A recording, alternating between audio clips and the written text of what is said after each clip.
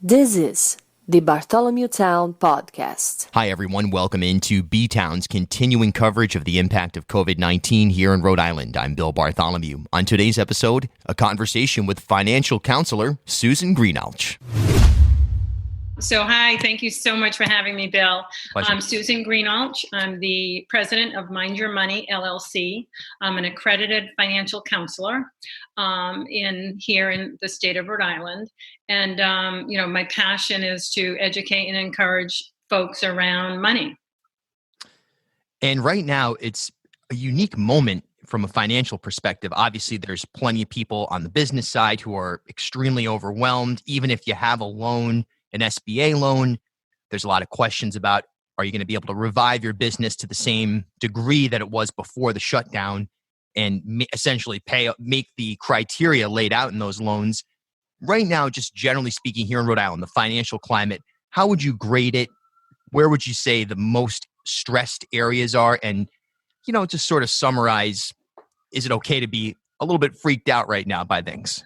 Absolutely. It's absolutely okay to be freaked out. I think for myself, I keep having to remind myself to come back to center.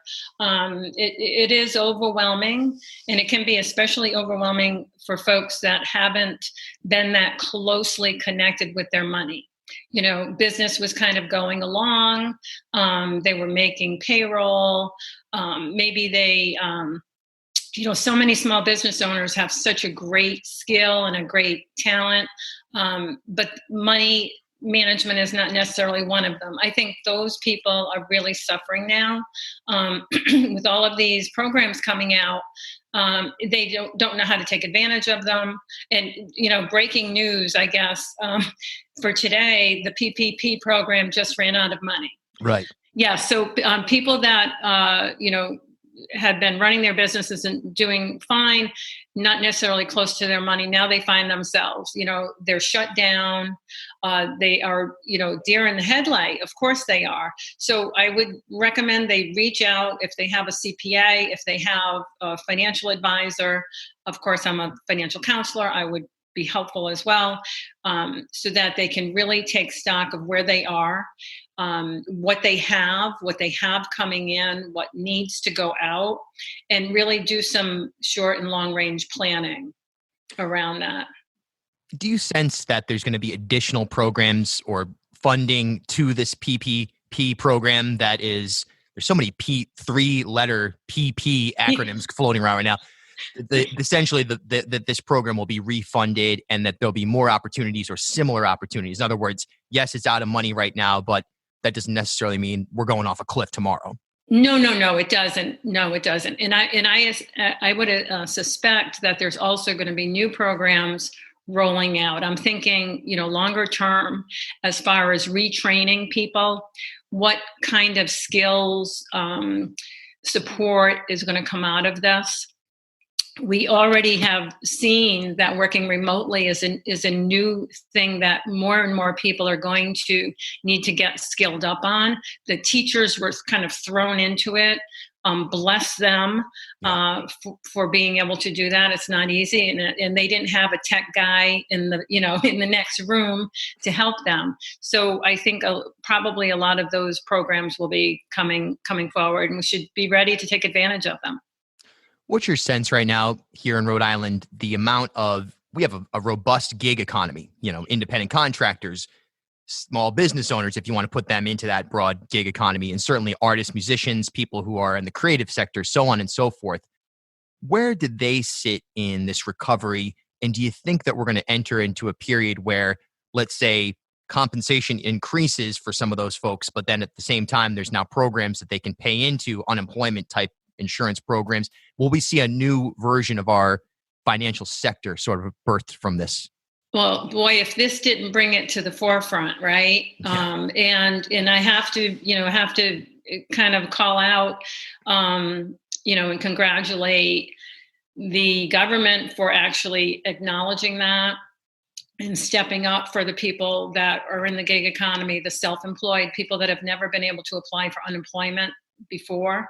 And I think in Rhode Island, one of the things that was enacted a few years ago that was kind of a stepping stone was that the TCI it's sort of like the TDI for temporary caregiver.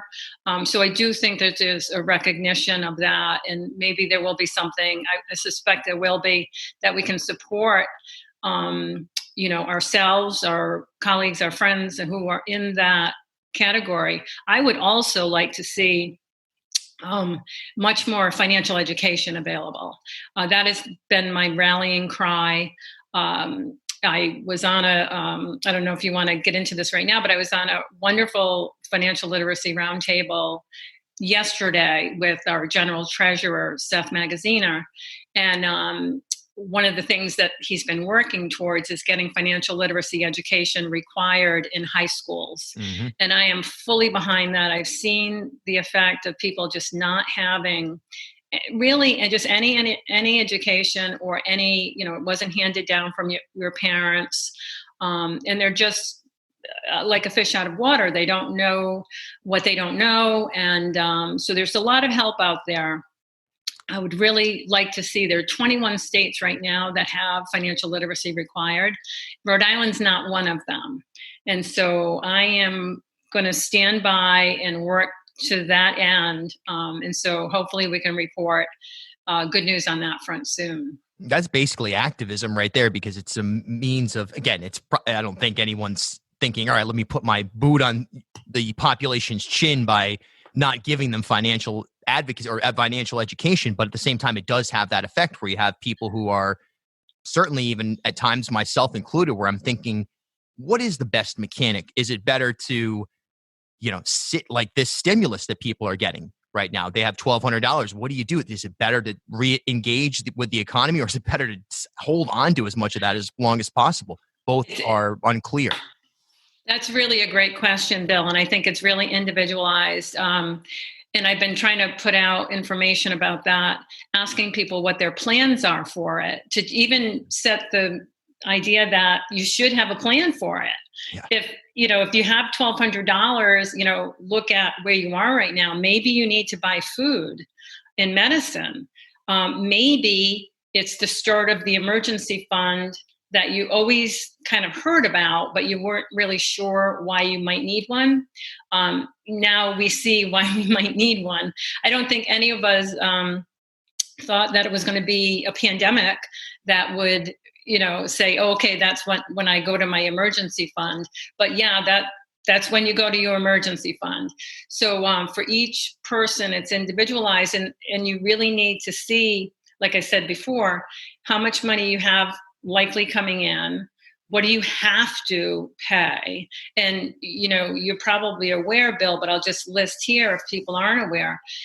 There's a lot of opportunity now to work with your mortgage company, with your landlord, with your car, whoever you bought your car from. Insurance companies are delaying taking the payments or giving you a discount. So you need to make the call, though. That's the criteria. You're not going to get this stuff. It's not going to just happen. But if you look at your list of things that you have to pay, go through the list, start making the phone calls. The mortgage companies are working with people. Landlords are, they're not being able to evict anyone right now. Everybody eventually would like their money, but everybody understands that we're really all in this together right now. Absolutely. I guess that's what it comes down to as well. Part of the education of this moment is sometimes if you are proactive, even before the crisis or after the crisis, there is flexibility. There's common sense that can be used, because it's a lose-lose for everyone. If you become quote unquote insolvent and unable to pay your rent or your mortgage, then it becomes years-long court system driven types of, bad situations versus just communicating. I think that's a big factor in all this. I think that's exactly right. One thing I don't want to forget that I learned too on the financial roundtable yesterday, if you have student debt, call up your lender. There are lots and lots of support there right now. Again, you have to make the call. A lot of these things aren't just going to happen. Some of them will, but most of them won't. So you have to make that phone call. I mean, they're kind of forgiving interest for a little bit. delaying payments. It depends on the type of loan. But if you do have a loan, look at that and make those calls. I guess it was a week ago. I had Gene Valicente, my colleague of sorts from WPRO, on. We were doing a live stream, and he had brought up that right now, as part of the stimulus broadly, that the changes in economic or financial policy, I should say, you can withdraw from a 401k or a Roth IRA penalty free.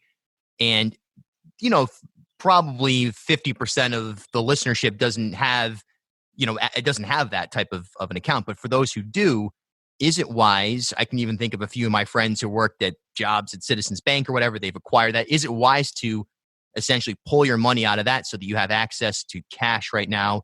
Or is it better to scrape by and let that account rebirth itself in the potential boom that will come when demand resumes? Yeah, Bill, that's another great question, and also very individualized. If you need money to buy food right now and medicine, I would say you probably need to take some money out. If you don't need it that badly, first of all, you definitely want to talk to your financial advisor. If you don't have one, or if you don't think you have one, but if you have money in, say, a Fidelity or a Vanguard or TIAA, there are people there who will help you to answer those questions. Again, it goes back to where you are individually right now with your financial situation. If you sit and look at it, what's coming in, what's going out, what you're going to need, it'll probably give you an answer. The thing is, if you take money out now, it's going to be without penalty, but then that money's not in the market to grow. The thinking is that, there will be better days in the market. I don't give specific investment advice as an accredited financial counselor. I'm not licensed to do that, but I am, of course, able to talk about what the markets have done, to point people towards educating themselves on it. But I would suggest you talk to your financial advisor. The thing is, they say you can't get back in the market at the exact right time to take advantage of it. How would you know when we've hit bottom? Right. So it's you got to really educate yourself, I think, and reach out for help. Absolutely. Yeah, I guess it's totally individualized, no doubt about it. And that's the nature of the beast as well. There's a risk involved. So if you get back in too late, or if you get in right on time, you might actually be able to, quote unquote, use this moment to advance yourself, if that's in a financial context. Absolutely. So yeah, you can, if you pick it just right and you take that wave back up, the way that it's worked in the past, more power to you. Yeah. I have a friend who's a Bitcoin advocate, really looks at world markets, all digital coins. And I live in this big warehouse building here in Providence. He doesn't live in Rhode Island, but he said, what I would do right now if I were you, I'd get into oil. And I was like, what do you mean oil? He said, I mean, barrels filled with crude oil on your roof. How are we at that point now where physical commodities? Someone else I know wrote to me and said they're stockpiling medicines and this, that, and the other because they believe, quote unquote, cash is trash because of the infusion, the $2 trillion infusion. It's going to devalue currency. Is there any rationale to that sort of thinking where the US dollar may go, become significantly less worth as a valuable as a world currency, or is that sort of extremist? I haven't heard that. I don't move in the world of Bitcoin and in that kind of commodity. I don't know. I mean, I don't know. Yeah, my personal, the way that I operate is I don't kind of go there on those kind of risky investments. I consider them risky, but again, I don't give investment advice, so for you, it might make sense. Oil on the roof, I don't know. You better check your insurance to make sure that you have coverage. Absolutely. Yeah. All right, sort of back into just policy here within Rhode Island. Which sectors are the most vulnerable right now? I mean, that's pretty obvious in some levels, but assuming everyone is able to get, every taxpayer gets their stimulus, everyone who needs to be and should be on unemployment or TDI, whatever it is, assuming everything is smooth sailing, let's say a month from now, what are the next key areas and the most vulnerable populations, if you will, that need to really quickly educate themselves so that they don't fall into some kind of trap? Well, I think the people that are doing kind of the hands-on work with other people, the people still in the gig economy, I think that we're relying on, playing in clubs or playing in places or, being exposed to large crowds of people, theaters, actors, musicians. I think all of that is going to take quite some time to play out. I mean, we're hearing reports that sports stadiums, may have sports, but they won't have any crowds in them for a long time. So I think it's too early to say, who knows, maybe a cure will be found and maybe we won't be socially distancing as we are right now. But I think people that normally are in those kinds of roles, also, restaurants, I think they're going to need to pivot. Talking about having, maybe waiters wearing masks, having people have their temperature checked as they come in, kind of things I'm hearing coming up down the road. I do think now is the time for people, if they're, even if you still have your job right now, I think it's really a good time to get your finances organized. You don't know when that next wave is going to come of layoffs. I mean, this is a rolling kind of economic problem. The waiters, waitresses, servers, artists, whatever, restaurants got hit in the first round solidly. But now there's going to be a ripple effect of that. What, other companies are going to be laying off. Just because you have a job today and you have a paycheck doesn't mean that in a month from now, your company will still be able to support the payroll that it has. So I would encourage everyone right now to really take a good look at their resume. Think about the things that they've done in the past. Think about what they like to do that maybe doesn't involve being with a lot of people. I mean, it might not be a good time to become a massage therapist or a hairdresser. Those kinds of things I think are going to be problematic for a while. Yeah, no question about it. And also, I feel, based on the nature of the beast anyway, most artists that I know, whether you're an actor, actress, musician, you've got to find, with very few exceptions, there's always been sort of a secondary, whether it's a hustle or a career that you used to have that you can lean on. And it's a delicate balance, because if you're an artist or someone who is, in the creative sector, you're probably thinking, well, I don't want to change my legacy to go back to a desk job. At the same time, you might have an advantage working remotely for something that is not necessarily your art in the long term, if you are able to continue earning, develop your craft sort of behind the scenes. Then in a year, 2 years, whatever it is, maybe next month, if a miracle occurs, that you can actually re-enter financially solid and sort of have that skill set developed even more so for any future need. Absolutely. And you mentioned, of course, the working remotely. Things that, I mean, right away. I mean, the doctors are now having visits remotely. I mean, I think that's a good thing that's going to come out of this. A lot of the things that we didn't think we could do, now we're finding that we have to do them.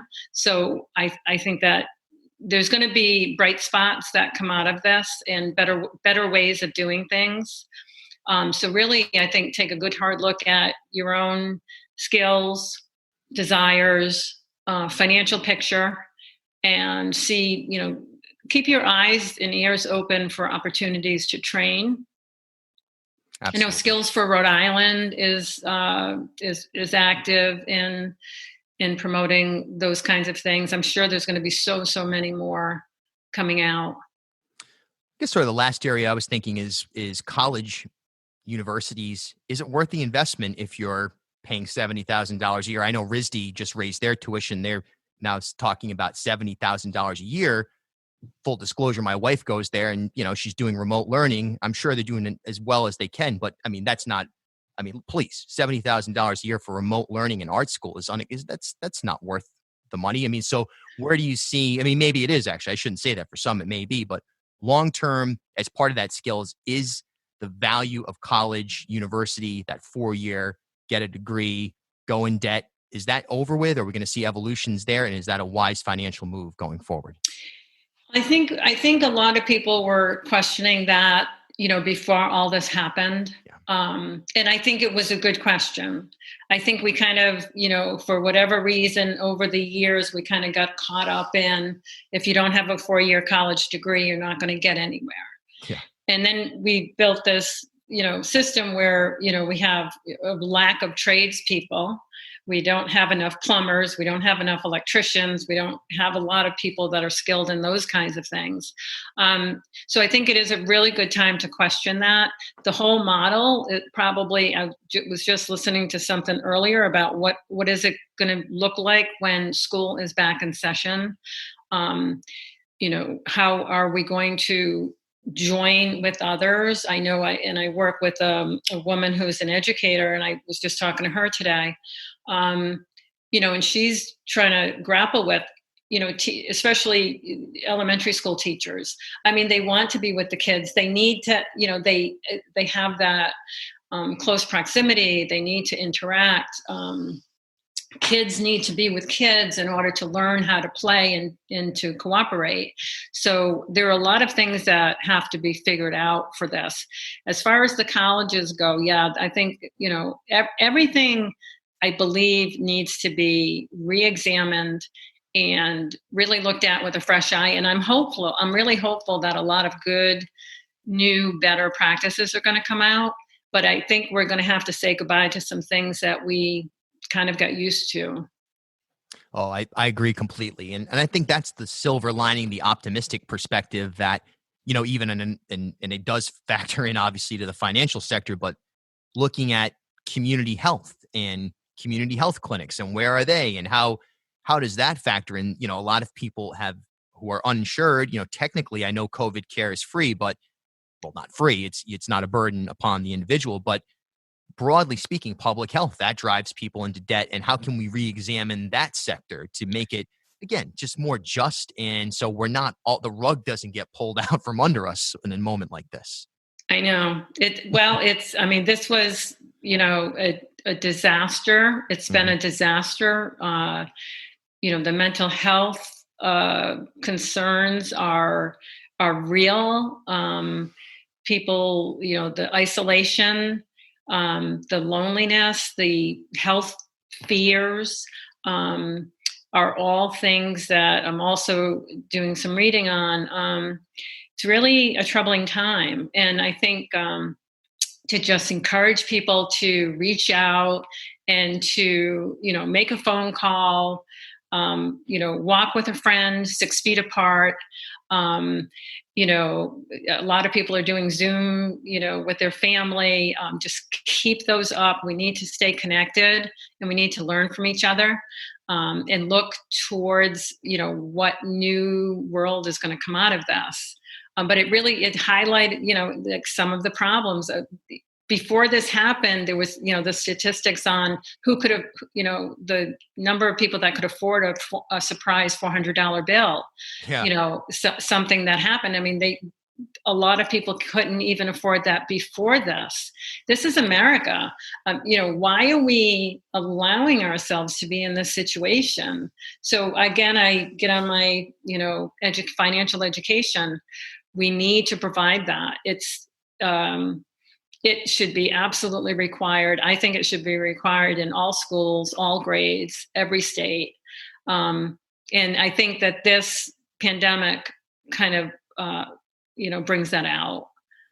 Couldn't agree more. And Yeah. It's a fascinating moment as well, because it's a chance for us to maybe build more of a resource-oriented economy where, again, maybe not breaking down the entire system we have here, as far as the world order that we live in, but you can fill in a lot of those gaps with the right information for yourself, and we can kind of do it collectively. And this is that moment to examine, and hopefully when we're out of this, we can have a better world, so to speak. Yeah, absolutely. What's the best way for people to get a hold of you if they have questions about their own financial situation, or if they'd like to engage you on a professional level, whatever it may be? Great. Thank you so much, Bill, for that opportunity. So I will say right now, well, since March, since this started happening, I'm offering 45-minute complimentary consultations. You need to just go to my website and sign up there. The website is www.mindyourmoneyllc.com. If you go to the coaching page, you'll find 45-minute consultations. It'll bring you to my calendar, find a time that works for you. People are taking advantage of it. I want everybody to take advantage of it. I'm going to extend it. I was going to do it through April, but because it looks like we're going to be longer in this, I want to get to help more people, at least, get themselves started. I do have ongoing one-on-ones and packages that we can talk about. But if you have questions, if you just want to get started, please go to mindyourmoneyllc.com and sign up. Amazing. Well, thank you so much. I would love to do this on a recurring basis every few weeks or so as we move, if you'd be willing to. I think let's check in, Bill. Yeah. Absolutely. Things are changing so quickly. And I'm happy to share what I'm learning and what I learned through my network of coaches on the national level. This is the Bartholomew Town Podcast.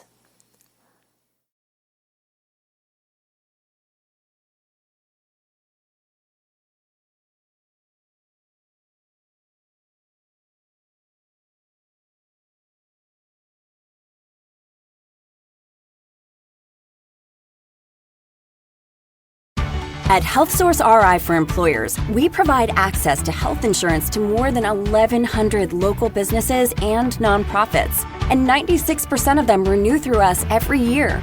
Maybe it's our choice of 19 different health plans, our 10 years of customizing solutions, or our one local team of dedicated experts helping employers find quality health insurance. See how our numbers stack up for you. Learn more at healthsourceri.com/employers.